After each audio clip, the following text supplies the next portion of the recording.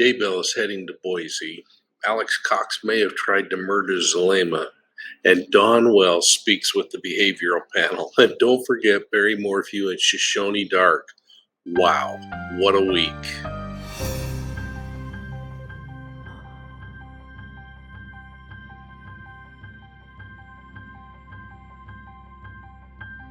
Hi, everyone, and welcome to Profiling Evil from Warsaw, Poland.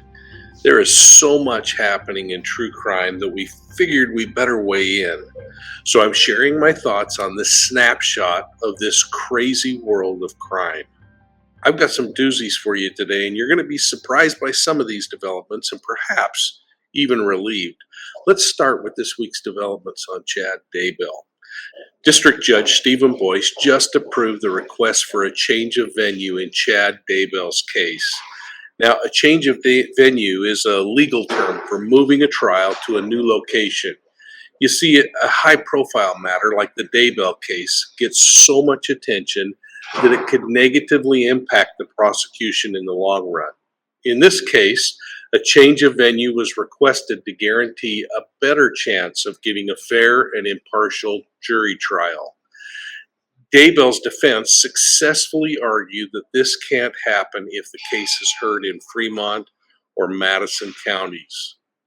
Changes of venue are really expensive and inconvenient, but it can minimize the number of things which the defense could appeal if Daybill gets convicted. So the question becomes, what's at stake? Chad Daybill has been charged with multiple felony counts, and the state has indicated that it'll be pursuing the death penalty on murder charges. So let's recap those charges. He faces conspiracy to commit first-degree murder and grand theft by deception in relation to the death of Ty Lee Ryan. That's serious, but it's not even the tip of the iceberg. He faces conspiracy to commit murder, first-degree murder, and grand theft by deception in relationship to the death of Ty Lee's brother, Joshua Jackson B.O.L.O. And he faces conspiracy to commit first-degree murder and first-degree murder in relation to the death of his former wife, Tamara Daybill. Don't forget to add in these felony insurance fraud counts, and the numbers start to climb to 9 serious felony charges. Now, as part of all of this, prosecutor Rob Wood indicated that he'd like the jury sequestered when it goes to trial. Sequestering means that he wants the jurors kept in a secure location both day and night during the trial. His hope is that this will minimize any undue influence from the media or other sources out there. The move is going to cost the county and the court additional money, but the prosecution feels that it's a necessary step to avoid any claim that the trial won't be fair and impartial. Now, to support their claim in that change of venue that's needed, Daybill's lawyer, John Pryor, submitted exhibit after exhibit, revealing hundreds of news stories that have been published locally and nationally, and I would add internationally. In fact, East Idaho News has published more than 250 articles on this case alone. The court agreed with the defense that the pretrial publicity surrounding this case has been lengthy, continuous, and pervasive. I wonder if it's because 2 children and an unsuspecting wife were allegedly murdered as part of an elaborate lover's scheme that could have extended to other premeditated homicides, and we'll see more about that. Well, I'd say the comment that the case is catching the attention of the local community is an understatement. This thing has captured the attention of the world, and people want to see justice served. In his decision, Judge Boyce noted that the court received numerous requests for media coverage from local, national, and international programs.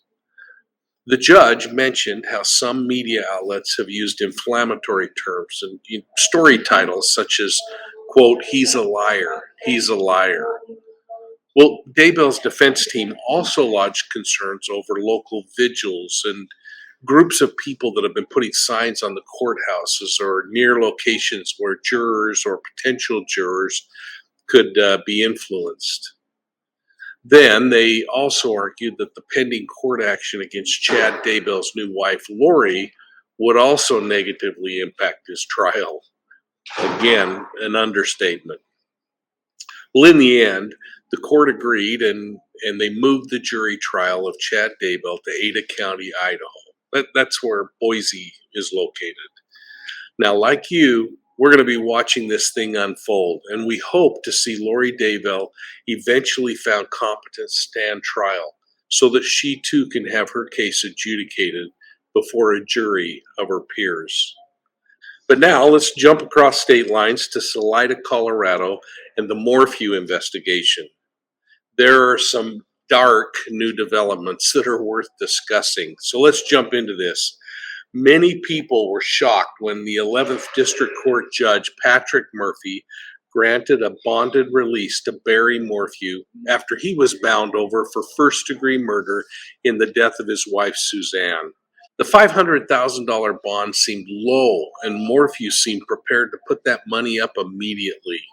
In fact, he had the money in place and he walked out of the Chaffee County Jail only a few days later, moving into this vacation rental next to the home where he allegedly killed his wife.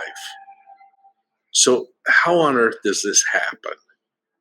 I mean, to add intrigue to the story, it's also reported that he's living with his alleged friend, Shoshone Dark, a woman that many people think looks mysteriously like Suzanne.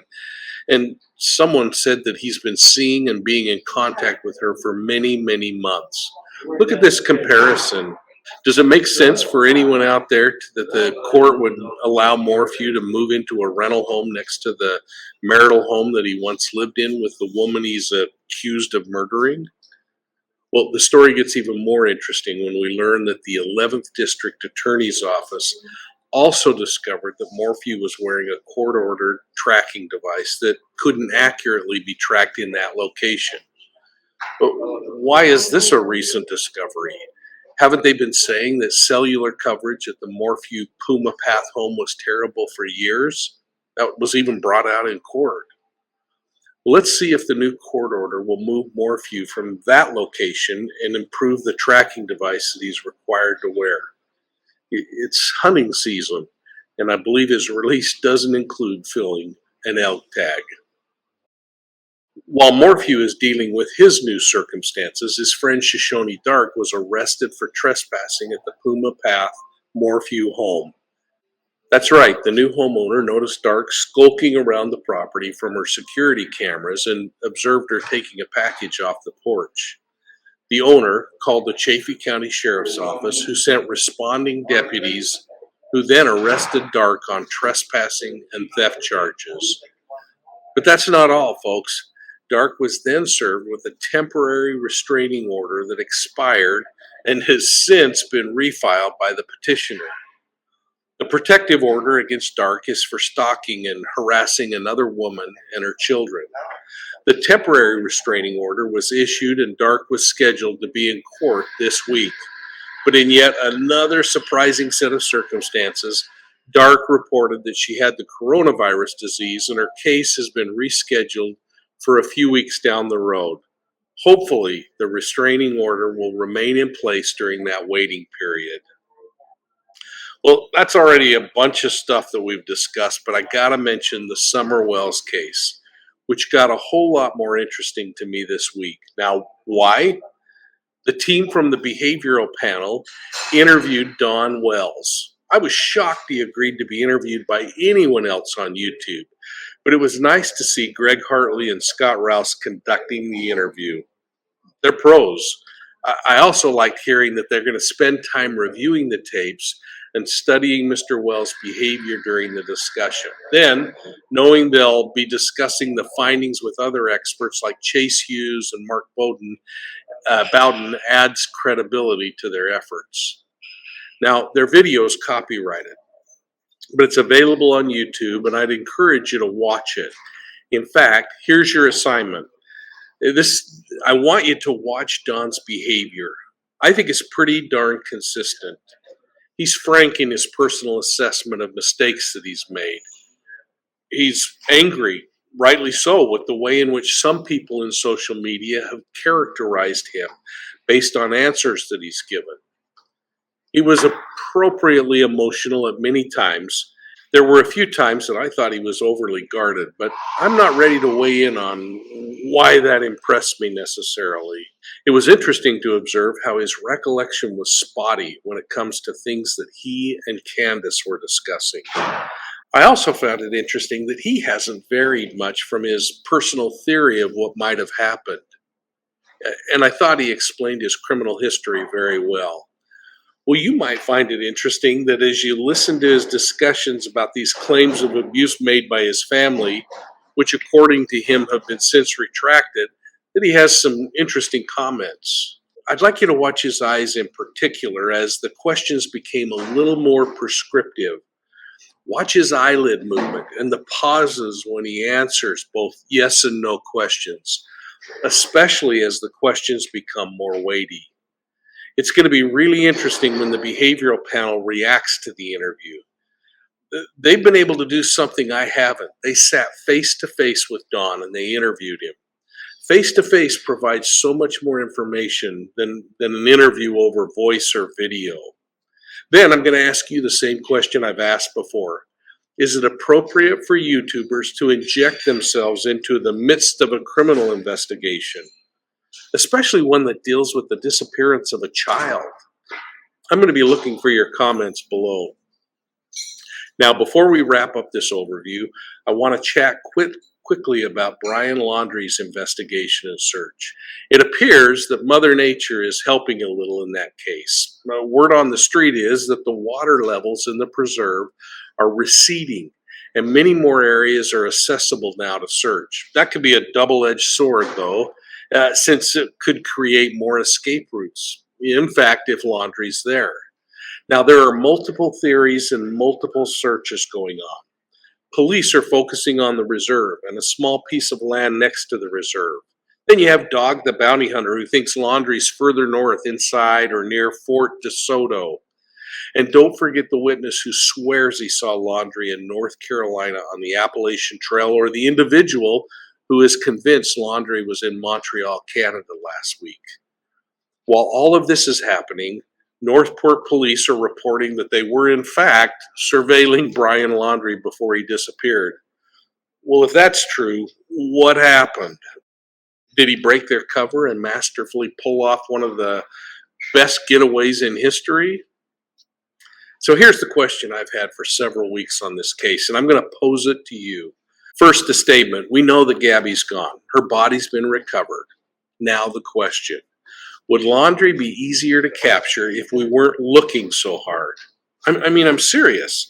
At this point, he's only a person of interest. Either call it like it is and justify why we're spending hundreds of thousands of dollars pursuing him, or scale back and devote some of that time to find people like Daniel Robinson, Maya Miliete, Lauren DeMolo, or the thousands of other people who have mysteriously gone missing this year and every other year preceding it. So what do you think? Would Brian Laundrie make a few mistakes if the heat was less hot? Would Brian Laundrie text or phone a friend if there was less pressure? Would Brian Laundrie get out of that mosquito-infested swamp if he's there and find some dirtbag hotel for a few days, increasing his risk of being spotted? Would Brian Laundrie get back on social media accounts?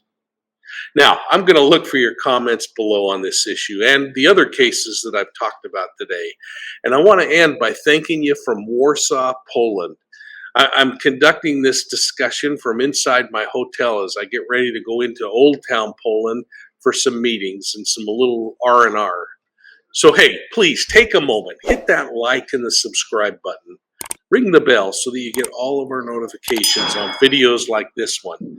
And thanks for your support of Profiling Evil. We'll see you soon at the next crime scene. Hey folks, I'm here in Warsaw, Poland. Make sure you tune in to choir practice Monday night. We're going to be doing Ask Mike Anything, and we're going to be talking about the Wells case and the behavioral panel interview. We'll be talking about Daybill and all the crazy things going on there. We'll be hitting on Brian Laundrie and the Gabby Petito case. We'll be talking about anything you want to talk about. So throw your questions out. We'll be looking forward to it. Thanks and have a great day.